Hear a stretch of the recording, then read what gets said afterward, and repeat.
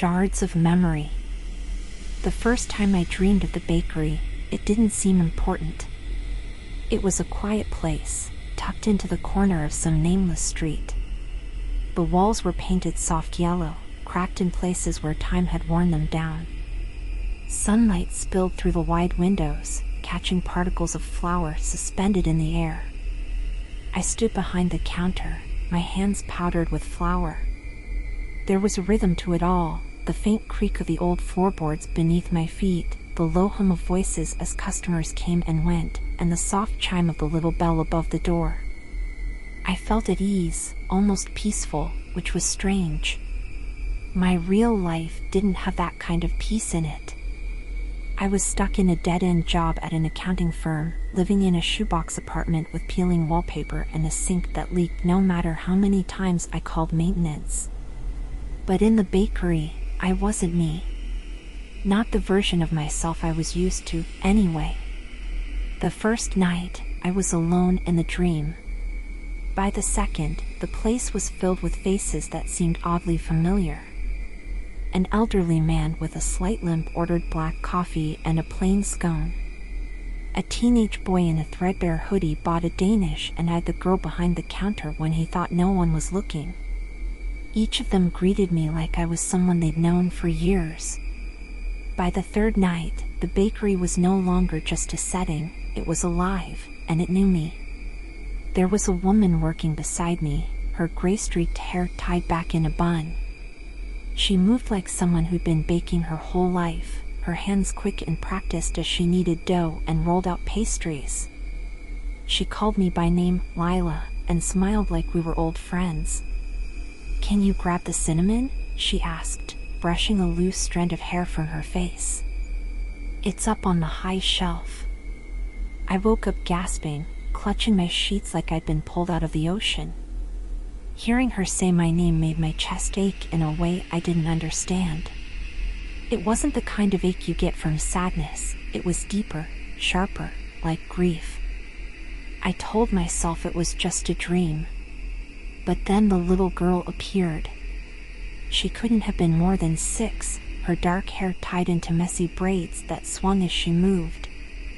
She sat at one of the tables by the window, her legs kicking idly beneath her seat. She was coloring on a piece of paper, her small hands clutching a bright blue crayon. "Amelia," the man beside her said. His voice was warm and soft, filled with the kind of affection that made my chest tighten. "Finish your drawing so we can show Mommy, okay?" She giggled, looking up at him with wide, bright blue eyes, the exact same shade as mine. Then she turned to me, and for a moment, I couldn't breathe. She smiled. When I woke up, I was crying. The dreams came every night after that. They weren't dreams anymore. They were something else, something deeper. Each time, I was back in the bakery, behind the counter, surrounded by people who knew me but whom I'd never met. Amelia was always there, her laughter ringing out like a bell. The man, her father, I assumed, was always seated beside her, though I could never quite see his face. It was blurred, indistinct, like my mind refused to fill in the details. And then the dreams began to bleed into my waking life. It started with small things. One morning, I found a faint smudge of flour on the sleeve of my coat. I hadn't been near a kitchen in weeks. A few days later, I opened my fridge to find a slice of lemon tart sitting on the top shelf, neatly wrapped in plastic. I didn't remember buying it. Then there were the drawings. The first one was tucked into my purse, folded neatly in half. It was a crayon sketch of 3 figures standing beneath a bright yellow sun, a man, a woman, and a little girl. Across the top, in clumsy, oversized letters, it said, "Me and Mommy and Daddy." I stared at it for a long time, my stomach twisting into knots. I didn't have children. I didn't know anyone named Amelia. And yet, there she was, her gap-toothed smile unmistakable, her messy braids captured in crooked lines of crayon. I threw the drawing away, but another one appeared the next day. And the day after that. They showed up everywhere, in my coat pocket, on my desk at work, taped to the bathroom mirror. Each one was slightly different, but Amelia was always there, holding hands with the man and the woman beneath the blazing sun. I started losing time. One moment, I'd be at work, staring blankly at my computer screen. The next, I'd be standing in my kitchen, the faint smell of cinnamon lingering in the air. I found flour on my hands, sugar beneath my fingernails, even though I hadn't touched a single baking ingredient. The first time I saw her, I was on the subway. I was sitting in my usual seat, scrolling through emails on my phone, when I heard her laugh. It was light and musical, the kind of laugh that makes your chest tighten with longing. I looked up, and there she was, sitting across the aisle. Amelia. She wore a red raincoat, her braids fraying at the ends. She was clutching a piece of paper in her small hands, her legs swinging back and forth beneath the seat. Beside her sat the man, his face still blurry, still just out of focus. He turned to look at me, and though I couldn't see his eyes, I could feel them.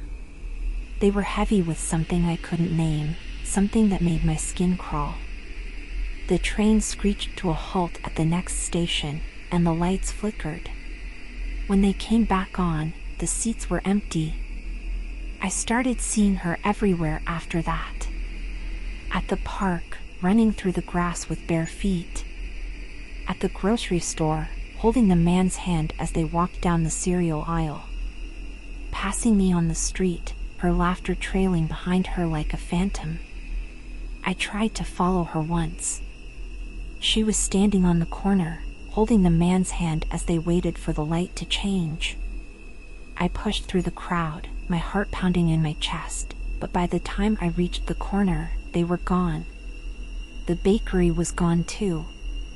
I searched for it, walking up and down streets I didn't recognize, following the faint scent of cinnamon that seemed to linger in the air. But it was never there. Then I found the photograph. It was buried in a box in my closet, wedged between an old sweater and a pair of shoes I hadn't worn in years. A Polaroid, yellowed with age. In the photo, I was standing outside the bakery, holding Amelia in my arms. She was grinning, her tiny hands clutching the collar of my shirt. My face was wrong, distorted, like someone had taken a thumb and smeared the ink before it dried. I stared at the photo for hours. I didn't remember taking it. That night, the man came to me in a dream. We were alone in the bakery. The lights were dim, the ovens cold. He stood behind the counter, his hands braced against the worn wood, his face finally clear. "You left us," he said softly, his voice trembling. "I don't understand," I whispered. "You begged to forget," he said, his eyes narrowing. "You said you couldn't do it anymore. You said it hurt too much." I opened my mouth to deny it, but the words wouldn't come. "You walked away," he said, stepping closer. "You left her. You left me." He reached into his pocket and pulled out a small gold ring. He pressed it into my hand, his fingers cold and unyielding. "You don't belong here anymore," he said. "Stay away from her. Stay away from us." I woke up to find the ring clutched in my hand. The drawings were gone. The photograph was gone. Even the lemon tart had disappeared. It was like none of it had ever existed. But sometimes, when I'm walking through the city, I hear her laugh.